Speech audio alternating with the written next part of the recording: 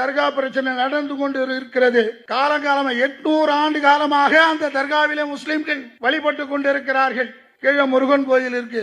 1/4 kilometre தள்ளி போனா மலையடி பாதை. அந்த பாதையில ஏறி மலையில ஒரு 2-3 அடுக்கு போகணும். போன பின்னாடி தான் தர்கா இருக்கு. அதுக்கு அந்த பக்கம் விஸ்வநாதர் கோயில் இருக்கு. இதுக்கெல்லாம் தனித்தனி வழி இருக்கு. அப்ப இந்த கோயிலுக்கு போறவங்க, இந்த தர்காவுக்கு கோயிலுக்கு போறவங்க கீழே போயிடுவாங்க. தர்காவுக்கு போறவங்க கொஞ்சம் தூரம் தள்ளி போய் மலை மேல ஏறி போகணும். தனித்தனி வழி. இப்போ என்னடா பிரச்சனைன்னு சொன்னா, ஒரு 5 வருடங்களுக்கு முன்பு இந்து முன்னணியை சேர்ந்தவர்கள் அங்க போய் என்ன பண்றானா, நான் போய் தர்கா பக்கத்துல ஒரு கொடி கம்பம் இருக்கு பார், அங்க போய் நான் தீபம் ஏத்த போறேன். ஏன்னா திருவண்ணாமலையில தீபம் ஏத்துற மாதிரி நான் இங்கேயும் போய் ஏத்த போறேன்னு சர்ச்சை பண்றான். உடனே காவல்துறை என்ன சொல்லுது, இங்கெல்லாம் ஏத்தக்கூடாது அப்படின்னு அங்க ஒரு பிரச்சனை நடந்து கொண்டிருக்கும் போது, அந்த திருப்பரங்குன்ற கோயில் கமிட்டியினுடைய தலைவர் இருக்கிறாரு, அவர் பேரு ஜனகராஜன் ஏதோ ஒரு பேர் சொல்றாங்க, ஒரு இந்து பக்தர் தான் அவர். அவர் போய் கோர்ட்ல நீதிமன்றத்தில் தடை உத்தரவு வாங்குறார். இங்க இந்த முருகன் கோயிலுக்கு தீபம் ஏத்துற பழக்கம் எல்லாம் கிடையாது, அது பாரம்பரியத்தில் இல்ல, இங்க வந்து யாரும் தீபம் ஏற்றக்கூடாது தடை உத்தரவு வாங்கிறார். அதோட நின்னு போச்சு. இப்ப மறுபடியும் என்ன பண்றாங்க, அந்த தர்காவுக்கு போறவங்க ஆடு தூக்கிட்டு போறாங்க, கோழி தூக்கிட்டு போறாங்க. அங்க போய் ஆடு வெட்டக்கூடாதுன்னு ஒரு கம்ப்ளைண்ட் கொடுக்கறான். கம்ப்ளைண்ட் கொடுக்கறவன் யாரு, திருப்பரங்குன்றத்தில் இருக்கிற இந்து பக்தரா, அல்லது அந்த முருகன் கோயில் கமிட்டியா, அல்லது அறநிலையத்துறையா, யாரு? இங்க இருந்து போனவன் இந்து முன்னணிக்காரன் போய் அங்க கம்ப்ளைண்ட் கொடுக்கறான். அதை எடுத்துட்டு காவல்துறை என்ன பண்ணுது, முஸ்லிம்களை தடுத்து நிறுத்துது. 800 ஆண்டு காலமாக பாரம்பரியமாக நடைபெற்று வருகிற ஒரு விஷயம், வழிமுறை அது. தர்காவுக்கு போறவங்க போய்கிட்டே இருக்கிறாங்க, நீ போய் அதை தடுக்கிறேன்னு சொன்னா அவன் கம்ப்ளைண்ட் கொடுக்கறான். யோ, இது காலங்காலமா நடந்துகிட்டு வருது, இதுல நீ என்ன வந்து புதுசா கம்ப்ளைண்ட் கொடுக்கறேன்னு அவனை துரத்தி அனுப்பாத, அவன் பேச்ச கேட்டுட்டு நீ போவாதன்னு சொல்றான். யாரு? காவல்துறை. அதே மாதிரி தான் இப்ப திருப்பரங்குன்ற தர்காவில் இது மாதிரி பண்றான். இத வேடிக்கை பார்க்க வந்தான் யாரு, எச்ச ராஜா. அவன் வரான், பின்னாடி அண்ணாமலை வரான். இவங்க எல்லாம் எதுக்கு வராங்க, அவன் கேக்குறான்.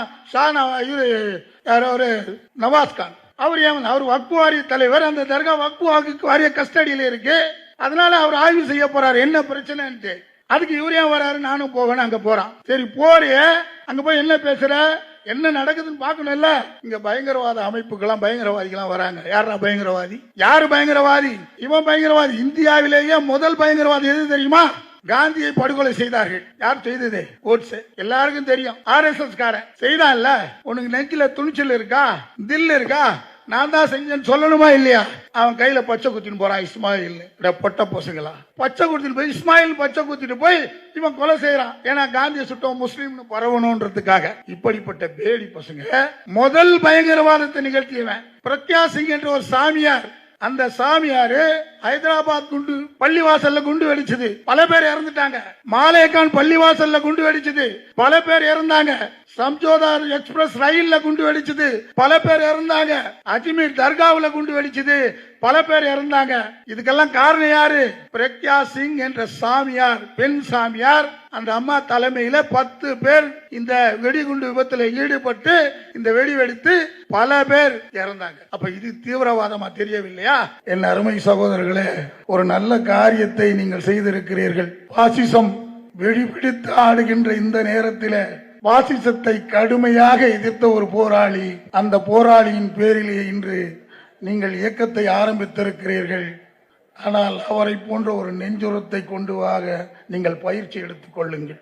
பழனி பாபா, எத்தனையோ தலைவர்கள் வந்தார்கள், வரலாற்றை உருவாக்கினார்கள். இன்னும் சில தலைவர்கள் வந்தார்கள், வரலாற்றிலே பேசப்பட்டார்கள். ஆனால் தன் வாழ்நாளையே வரலாறாக அர்ப்பணித்தவர் பழனி பாபா அவர்கள். மதவெறியாலும் ஜாதி வெறியாலும் இந்த சமூகத்தை கூறு போட்டு சிக்கி சின்னாபின்னமாக்கி கொண்டிருந்த பாசிச வெறியை எதிர்த்து தன் வாழ்நாள் எல்லாம் போராடியவர் மாவீரன் பழனி பாபா அவர்கள். முஸ்லிம்களுக்காக மட்டுமின்றி முஸ்லிம் அல்லாத மக்களுக்காகவும் ஒடுக்கப்பட்ட சமுதாயத்திற்காக ஓங்கி குரல் கொடுத்தவர் பழனி பாபா அவர்கள்.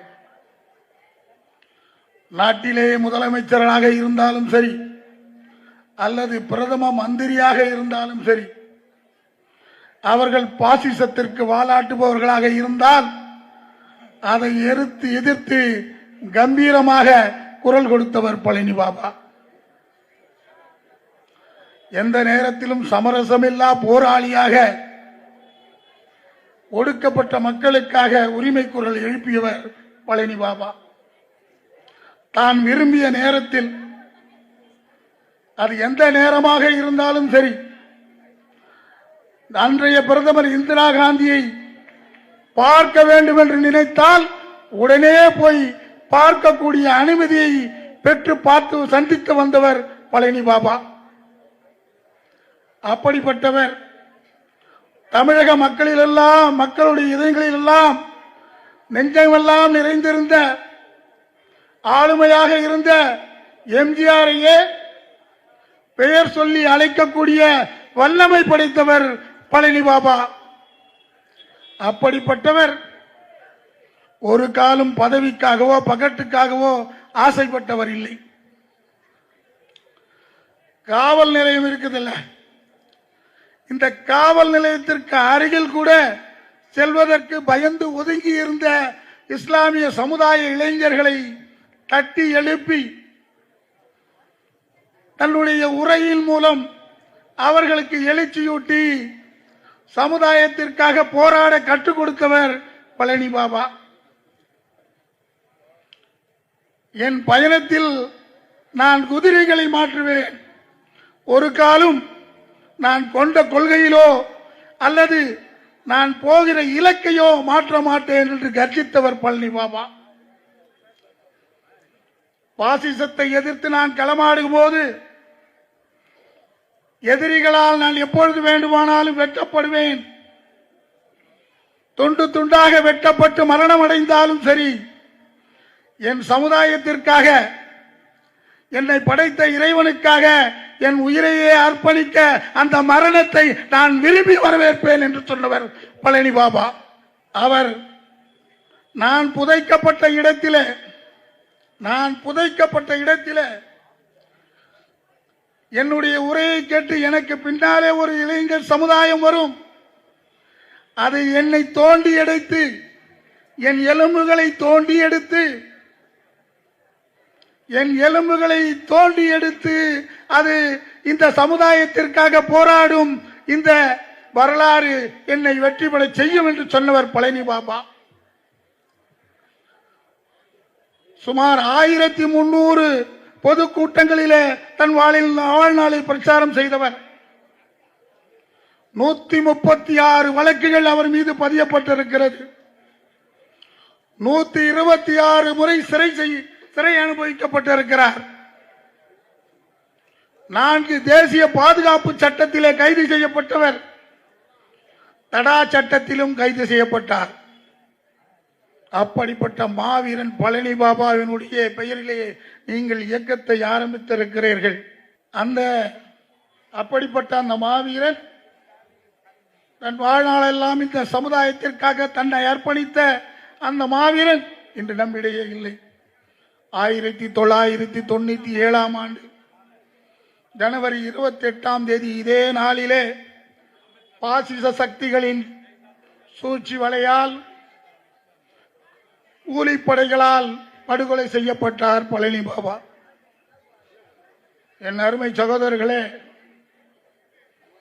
அந்த பழனி பாபா படுகொலை செய்யப்பட்ட பின்பு பழனி பாபாவை கைது செய்த 5 பேர் கைது செய்யப்பட்டார்கள்.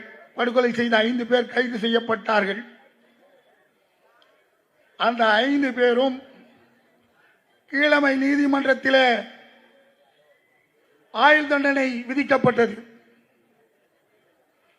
உயர் நீதிமன்றத்திலே அவர்கள் மேல்முறையீடு செய்து அதிலே ஒருவர் விடுதலை செய்யப்பட்டு விட்டார். 4 பேருக்கு ஆயுள் தண்டனை உறுதி செய்யப்பட்டது.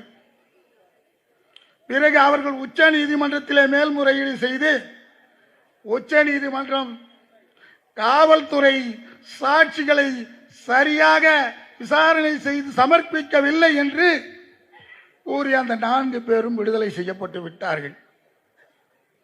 நான் கேட்கிறேன், ஒரு மாவீரன், ஒரு சமுதாயத்தின் தலைவன், 40 ஆண்டு கால அரசியலில் கோலாட்சியவன், இந்த இயக்கத்தை நடத்தியவர், ஜிகாத் கமிட்டி என்ற இயக்கத்தை நடத்தியவர், இந்திய அளவில் பெயர் பெற்ற ஒரு தலைவர், அவர் படுகொலை செய்யப்பட்டார். அந்த குற்றவாளிகளுக்கு தண்டனை கிடைக்கவில்லை என்று சொன்னால் பழனி பாபா கொலை செய்யப்படவில்லையா? பழனி பாபாவை கொலை செய்தது யார்? திராணியற்ற காவல்துறை பொடுபோக்காக இருந்த காரணத்தால் பழனி பாபாவை படுகொலை செய்த குற்றவாளிகள் தப்பித்து விட்டனர். ஏன்? பாசிசம் என்றால் காவல்துறை தொடை நடுங்குவது ஏன்? அதான இன்னைக்கு நடக்குது. இன்னைக்கு வரைக்கும் பாசிசத்தை கண்டா காவல்துறை தொடை நடுங்குகிறது.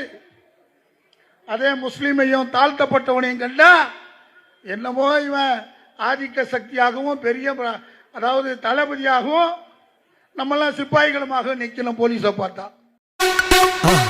மறக்காம சர்ப்ரைஸ் பண்ணுங்க. தேங்க்யூ.